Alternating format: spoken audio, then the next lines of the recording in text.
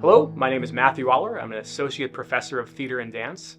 So I primarily teach classes in theatrical design and production, training students how to think about what's on stage in terms of scenery, lights, costumes, sound, from a design point of view. So there's an element of technical hands-on work. There's also an element of studio art work. It's kind of a hybrid between a fine arts, maybe drawing or painting environment mixed in with a little bit of philosophy and a little bit of English lit criticism.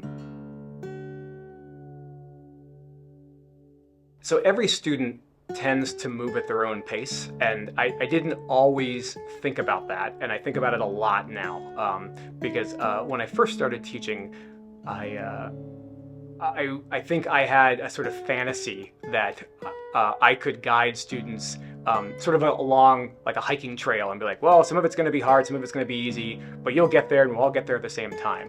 And that just doesn't work. It doesn't work because it's not true. I think that when you can challenge a student to think about the absence of something that they hold irrefutable, exciting things can happen. If you can lead someone to consider the what if moment as opposed to the oh that will happen sort of moment, that's when exciting things happen, because that's when major innovation tends to occur. When people reject the absolute and say, yeah, I understand that that's what happened every single time, but what if we just assume that this time it doesn't, what would happen? And that's where it gets exciting, because that kicks off something for a lot of students, and it gives them space to fill in gaps with their own kind of imagination, which is a valuable tool when we're talking about innovation.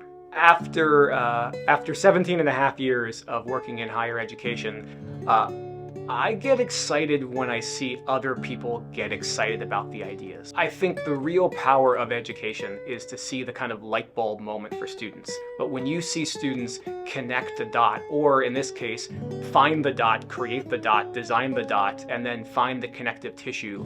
And at William & Mary, it often means connecting it radically across disciplines. So when you see a student actively engaged in a pursuit of something that seems totally antithetical to what they're working on in another class, and then make a connection, bring it up in class, integrate it into a project, that's a real special moment. And that's something that only education, an educational environment, can really foster. But William & Mary really is an incubator for that kind of cross-pollination. And so that's what kind of keeps me coming back every day.